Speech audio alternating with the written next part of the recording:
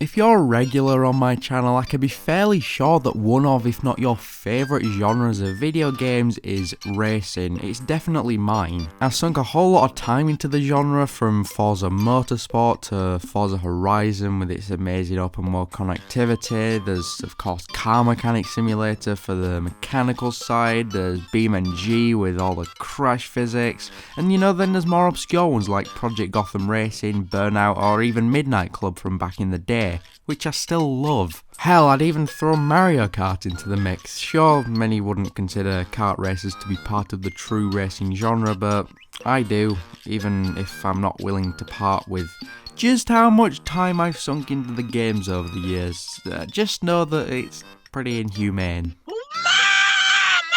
You may have noticed that there is one franchise that I neglected to talk about there: Need for Speed.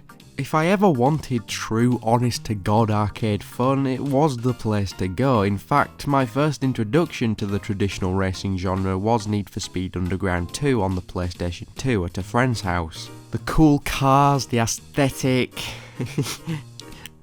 the women, it was just too much for little Jack. A few years go by and I once again reconnected with the series with Need for Speed Pro Street on the Wii. Not the best version of the game, but for 6-year-old Jack it was good enough. Just racing around in a Golf GTI around the same circuit again and again and again. It was fun enough. However, I will admit, I have fallen out of touch with the series over the last few years. The likes of revisiting Underground 1 and 2 and Most Wanted was really great, and the run was a unique experience, I'll give it that. Far more story driven than other entries, and then came Most Wanted 2012. At the time, I really enjoyed Most Wanted 2012, but upon revisiting it on succeeding playthroughs, I begin to see some of the cracks for what a, mundane game it is. Then came Rivals, and I really can't remember much about this one, to be honest.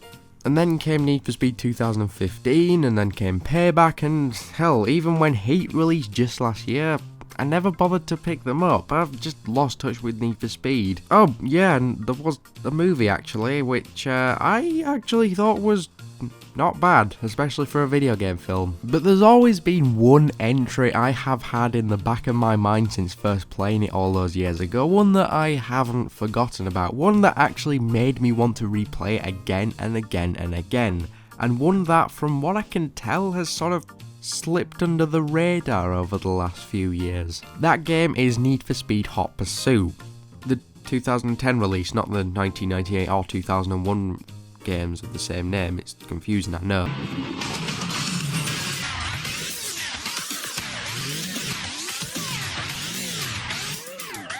But as I said, this version of the game was launched in 2010 for the Xbox 360, the PlayStation 3, PC, iOS, Android, WebOS, and Windows Phone, and it even had a release on the Wii, which I didn't actually know about until researching for this video. The more you know, I guess. I might have to look at it one day, but as we all know, Wii ports of other 7th gen games don't always result in, how do we put it, good games. Alas, I bought the version for the Xbox 360 because I had an Xbox 360, and therein lies the first of many problems for this game. I haven't been able to play this game for a few years now. Firstly, no pre-Xbox One Need for Speed titles are backwards compatible on the current gen Xbox. I might be wrong on that, please do correct me if I am, but the important thing is Hot Pursuit is not playable on the Xbox One. You may just say, well Jack, just play it on your 360. Well, that's the second point. I had to sell my 360 a few years ago in order to buy a Switch, a move which I wholeheartedly do not regret,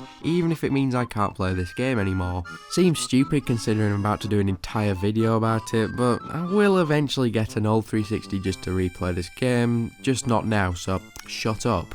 And yes, I could go ahead and buy Hot Pursuit on the EA store, but do you think I'm really willing to part with 17 whole pounds that goes directly to those money-grabbing goblins over at EA? No, I'm not. God, I hate EA. Anyway, what is the basic premise of the game? Well, Hot Pursuit is set within Seacrest County, which from what I can tell is a fictional setting in western United States with lush forests, expansive deserts, huge beaches and even a mountain range to explore. One thing of note here is the fact that this game is pretty on par with other open world racing games of the 7th gen. in the way that, well, it isn't really open world at all. Most roads and tracks are lined by fences and barriers acting as invisible walls, and while that was obviously a technical limitation of the time, it could potentially hinder the experience. I always remember as a child I wanted to drive out into the expanses of the desert, but you know, I was stuck on the road so I had to make do. If you don't really get what I'm saying, another example of a map like this would be in the original Forza Horizon. Why are you the way that you are? The game has a pretty large single player campaign, or should I say two. Hot Pursuit is essentially split in half, kinda like Sonic Unleashed. On one side there is the Racer faction, where you must race around the map in head-to-heads, 8-man races or time trials in order to rank up what is essentially a club. Each successful race will grant you bounty, which is used to reach new levels, which will unlock new cars, new events and sometimes new items, which we'll get to. This progression system is known as your bounty level. The further up the bounty level you are, the more known you are to the SCPD. And yes, the SCPD, which stands for the Seacrest County Police Department, duh.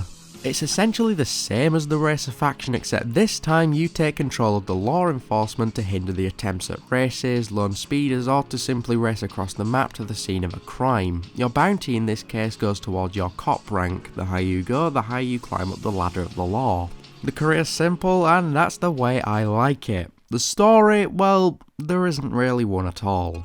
There will be snippets of things here and there, and there's an awesome cutscene at the start to set the tone, but other than that, you're told your objective and you drive. Need for Speed is well known for its stories. Whether that's a good thing or a bad thing, we don't know. Usually they're good fun, a little cheesy, and the acting is terrible, but it's a story nonetheless. Here though, it doesn't have a story, and I don't think it needed one. This game is about arcade fun, and let's face it, arcade fun doesn't really need a story. I want to boot up the game and get going on my race, no questions asked. I mean, that is, after all, what this game was designed to be. After a series of underwhelming to downright abysmal entries into the series, I'm looking at you, Undercover, Criterion Games, the company who was at the helm of the series at the time, decided to go back to the series' roots. Exotic cars, an open map, and a few cops here and there, and hey presto, you've got a winner, hence why it got the name Hot Pursuit. That's cool and all, a bit of a reboot if you will. It's just, well, it's a bit of an identity crisis. When someone says Hot Pursuit, a large majority will think of this game, sure, but another group might think of the late 90s games. And that's not really how it should be. The Hot Pursuit name is very cool, perhaps a subtitle might have helped. I don't know, like Hot Pursuit Rehydrated. I mean, I don't name games, I'm not a professional game designer. You get the point, you think of one, I don't really care. Anyway, we're off track, where was I? Oh yes, the arcade fun, and yeah, it really is fun. The racing half of the game is good enough, I can't fault it. All the mechanics the police have, they have too, but by God, the game truly comes alive in the police half, which is some of the finest driving in a game to this day in my opinion. In most events, it's the player's job to take down racers. How do you do that? You give them a bloody good ram, that's what. The takedown mechanic is synonymous with the Burnout series, but it makes its debut here too. It's so satisfying whacking the racer in the side and getting that force feedback, it's like crack. The best events, therefore, were the Hot Pursuits. You were a lone officer tasked with taking down upwards of 8 racers on your own, and it was an incredible feeling taking out each racer one by one until you conquered the lot of them. Watching their health bars decrease with each successful hit was what made this game fun, not to mention the kill cam that would come up with each successful takedown to show the utter carnage. It would actually encourage players to destroy the racer in unique ways to trigger a cooler flip. But if giving the opponent a good whack wasn't quite your cup of tea, then let me introduce you to the equipment. Both the racer and police factions have access to this stuff. There were 6 items in total at the disposal of the player. Both factions, first of all, had access to the EMP. Simply activate it, let it lock onto an enemy in front, and a few seconds later, boom, the electrics are frazzled and the health bar is lowered. Or how about the trusty spike strip? Lay on the road, bust the tyres of someone behind you, and yeah, you win. The Racer faction then had access to 2 exclusive items. First of all was the Turbo. It's pretty self-explanatory, it speeds you up temporarily, Then there's the jammer. Once again, self-explanatory, it jams the signals of the cops. These are probably a little less exciting, but can be really useful if played right. The cops also have 2 exclusive items to use. The helicopter first of all, which will be called in during a race and will drop a spike strip on the track ahead of the player with a high chance of hitting an opponent. Then there's a roadblock. You call in a roadblock further up the course and you hinder the racer's progression. Both cool and tactful. Plus it's not just the player who has access to all this equipment, but the CPU drivers too. This simple fact makes the game much more immersive and ups the difficulty significantly without making it impossible. Oh, and another thing, yes, leveling up with bounty does unlock upgrades to your equipment, such as extending the length of your spike strip or extending the length of time of your turbo. It's a great progression system. But a racing game, of course, would not be a good racing game without some good cars. There are over 70 apparently in this game, bearing in mind a lot of these were DLC, but since I bought that as well, it doesn't really change anything for me here. Cars are split up into 5 classes. The racers have access to Sports, Performance, Super, Exotic and Hyper, while the cops have access to Traffic Police, Highway Patrol, Rapid Deployment, Speed Enforcement and Special Response. Each class unlocks sequentially as you progress through the game, each holding faster cars, as you can probably guess. The range of cars between the 2 factions are mostly the same. There are a few exclusives on either side, but on the whole, if there's a car for the street racer, there's an identical car for the cop, and vice versa, and I think that's great. One thing that might put some people off is the fact that there is no customization in this game whatsoever, not mechanically and not visually. You unlock a car and you drive it stock. This may be a downside to some, especially those coming from the underground games or Most Wanted, but you know, it keeps it simple for a child, like what I was just a few short years ago. And you know, it's sort of rectified by, well, what is quite simply an amazing range of cars. It's beautiful! From the likes of the WRX, the Evo and the Charger on the lower end of the scale to the F1 and the Veyron at the very top, most bases on the supercar front are covered. And yes, that does mean you get things like a Nagera or an SLS AMG cop car or even a Countach Rosa to quench those 80s vibes. Sure, these things might be a regular occurrence down in Dubai, but in the Pacific Northwest it's a different sight to be sure. There are also some cool cop car exclusives, such as of course the Crown Vic, but even things like the Ford Interceptor concept and even the insanely cool Carbon Motors E7 concept make an appearance. They just don't make them like they used to. Hey. Another thing that this game had in the name of cars, like all other Need for Speeds, was Porsche. Previous to playing this game, I'd never actually used a Porsche in any game apart from a few fleeting goes in the likes of Most Wanted. Basically, the reason for this is, back in the 90s, EA signed a contract with Porsche which allowed them and only them to use the Porsche brand in-game. That meant the likes of Gran Turismo, Forza and all the other games couldn't include any Porsches because the contract forbid it. So in the end they had to settle for replicas like the legendary CTR Yellowbird, which, let's face it, was good enough back in the day. Then Hot Pursuit comes along and wow, 911s, Boxsters, the 918, the 959 and the Panamera for all you weirdos out there. It was honestly an amazing revelation, and of course nowadays the contract has expired and Porsches appear in pretty much all racing games, but back then it was special.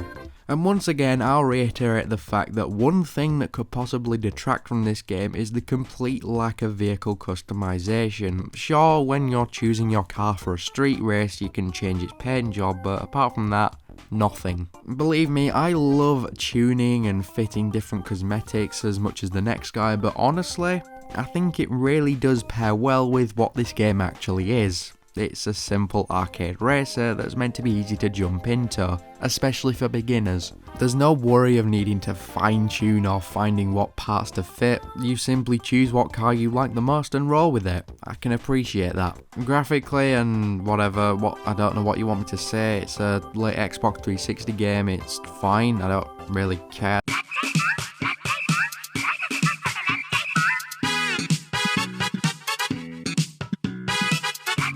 Online too. I only really played this once or twice because as a child I actually didn't have Xbox Live for my Xbox 360 until the very end, which, thanks Mum and Dad, that's just great. I love the fact that I couldn't play online with all the games I had. That's just But this game is so good, and sure it has its detractors.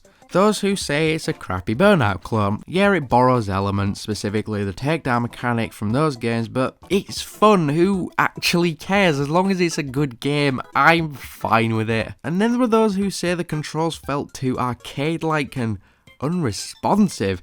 Are you crazy? This is a game where you roll around in your McLaren F1 pursuit vehicle, NOS burning out of the exhaust, ramming street racers off the road, possibly killing them in the process.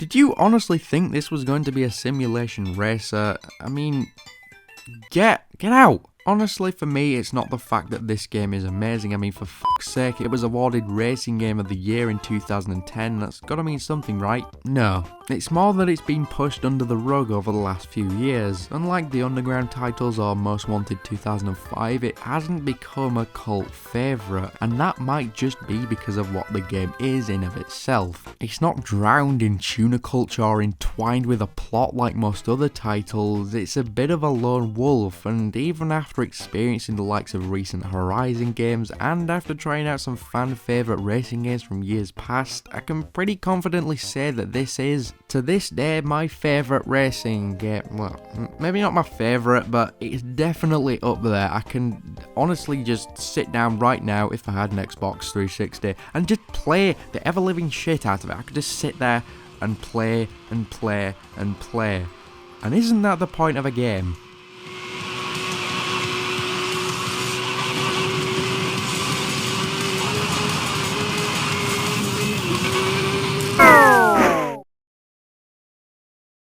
Well, thanks for watching me ramble on about a game that no one cares about for upwards of 20 minutes or whatever. I just wanted to cover it. Also, I'd like to give special thanks to both Jonas and Conrad's son, who are donating at the highest tier on my Patreon. It really does mean a lot. Even £1 is a real help, honestly. I also have an active Instagram and a Discord, links in the description, and if you enjoyed this video, why not subscribe, and for good measure turn on the notification bell. YouTube is struggling to get my videos out right now, so that's the best way to do it. Again, thank you for watching and take care.